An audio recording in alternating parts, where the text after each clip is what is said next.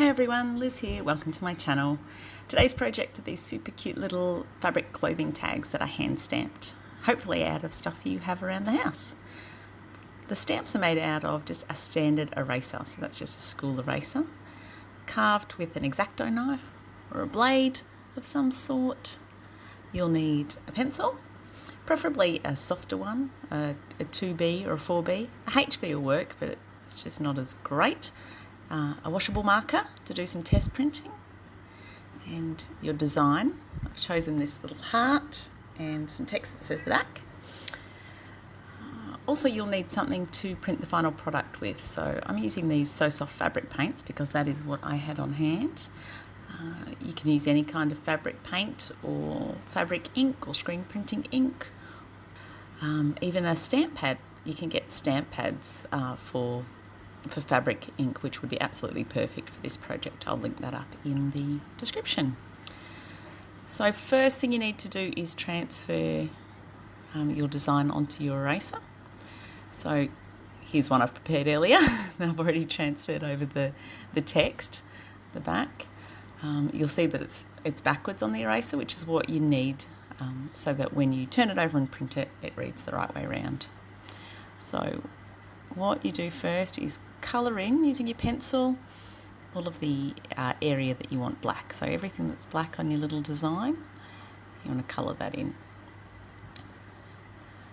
Fast forward there, but you can see all of the black is coloured in. Then you just need to place that face down onto the eraser, so graphite side down. And then using something firm, you could use your fingernail. I'm going to use the back of my blade here, and then just rub over the area to transfer. Sorry about the camera wobbling there. Obviously it's attached to the table. Okay, so just rub over all of the area that your design covers. Keep hold of your design so you can do a little check. Yeah, and then if it's okay, you can just take it off there. So this is going to be easier for me to carve if the two stamps are separate. So I'm just going to go ahead and cut those in half using my blade. You need a knife sharp blade for this, because if it's blunt, you've got more chance of cutting yourself while you're trying to carve it. If your tools aren't going through the rubber easily, it's probably a bit dangerous to carve this in your hand like I'm going to. So you want a nice sharp tool. All right, I'll just set that one aside.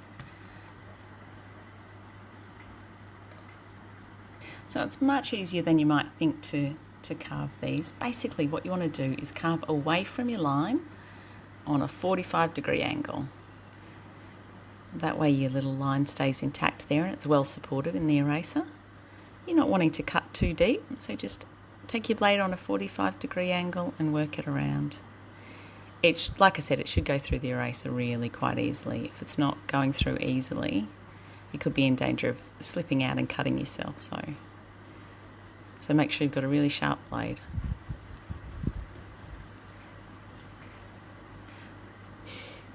So when you carve stamps with a blade, you use cutting a little V shape. So you cut one side of it, going that way around, and then you want to come in from the other side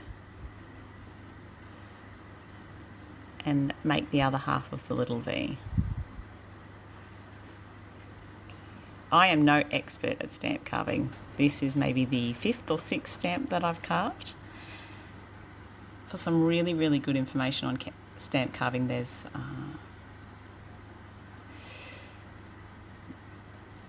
a channel here on YouTube called Cuts and Scrapes, and I will link up to her in the description. She does some fantastic, really in-depth carving videos where you can watch up close and really see somebody with some actual skills doing really great work.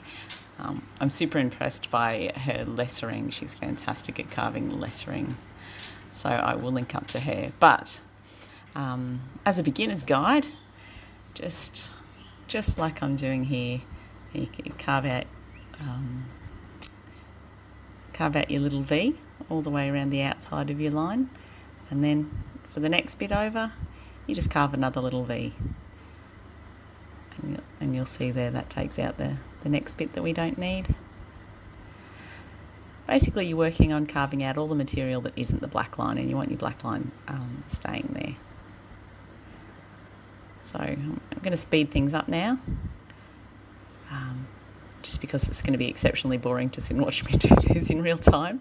So at 4 times the speed, this is me carving out the rest of the white material, and basically cutting the line immediately around the black line first, and then clearing out the remainder afterwards. So that's cutting the second half of the V there, and you'll see it all comes out in one loop. Easy peasy. Perfect.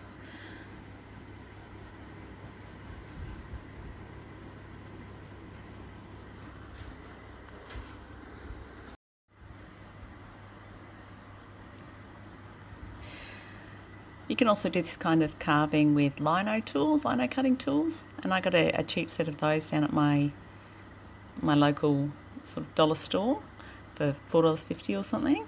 But I will link up to a very similar kit online, probably a more reliable set. I think only one of the tools that I got in my little set was actually sharp enough to use. But you can do it with gouging tools, and you don't need to use an eraser. You can actually get specialty carving rubbers that are really quite inexpensive as well, which work fantastically if you're needing something bigger. But for a beginner project and to try it out, one of these little vinyl erasers is perfect, and you'll see by the end we get a really good result.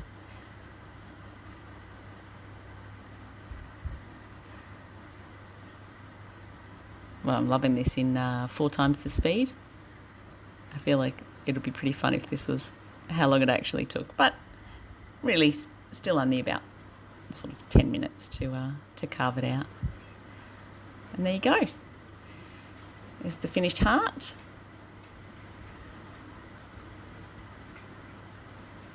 Alrighty, so now we're going to do a test print. I'm just going to grab a bit of paper I've got lying around here. So it was a super hot day today, so the little washable marker didn't fare up as well as it ordinarily does. But you'll still be able to see a test print. Basically, you just use the washable marker to colour in your raised portions, the bits that are left. Just like that. And this will be able to help you to see how your stamp's printing. So apart from the uneven ink, because it was drying so fast, that is pretty good. I'm pretty happy with that one. So there we go. Okay, so with the magic of television, here's my 3 stamps. There's a little heart that we carved. Here's the text that says the back. And there's another one that I carved earlier, which is our new little logo, the Thread Faction logo. So I'm wanting to put that on the outside of some of my garments. So I'm using the So Soft fabric paint, and I've got just a little sponge there. A makeup sponge would work really well for that. I think that's a part of an old mouse pad that I've cut up, being the make-do kind of girl that I am. And then I've got a twill tape and a piece of bias binding that I've ironed flat. So that's a double fold bias, and I've just ironed it flat. The good thing about that is that it's not going to fray on the edges, so you don't need to do a lot of sewing to go with it. So I'm going to start with my little logo on the twill tape here. It'd be ideal. It's only just the same width as the little twill tape there, so it'd be more ideal if it was a bit wider, but we'll go with it. And then you don't need really much paint at all. You want a really scant covering. So I've just put a few drops of my paint on my little sponge, and then I'm going to spread it out throughout the sponge by just dabbing it there like that. So an ink pad would be great here, because that it delivers the scant covering that you're after. But we're making do with this one, and it really does come out quite well. You've just got to make sure you spread it out and you have a really scant amount on your stamp. And also an even coverage on your stamp, so check it. Turn it around, make sure there's a nice even light covering over all of your stamp. and then line it up and press it down. The good thing about erasers too is that being as thick as they are, they're sort of a self-backed stamp, so you don't need to put a backing on them, which is quite cool. And there you go, little logo print. You need to leave a space between so that you can attach your little tags or fold them over however you want to. And then you're away. Print as many as you like. There you go, in fast motion. Okay, and there we are. So there's the little logo tags ready to go. This ink you don't have to heat set, so I just have to wait for that to dry and they'll be ready to sew on. But you can use any kind of fabric paint for that. If you have to heat set it, just do that afterwards. Okay, so for these ones that say the back, I'm going to do a bit of a traditional little tag, which is why I suppose the bias binding is ideal, because it's such a light fabric and it doesn't need a bulky seam to finish off the edges. So I've just folded it over there to see where we need to print on. Oopsie. Paint everywhere. Try not to get paint on the bits that are supposed to be white. Ink up your stamp.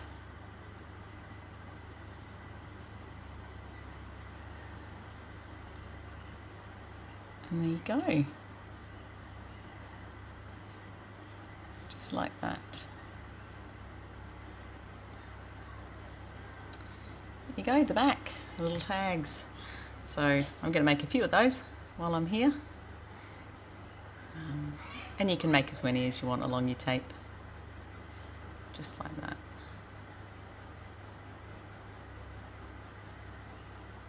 Okay, and then the little love heart.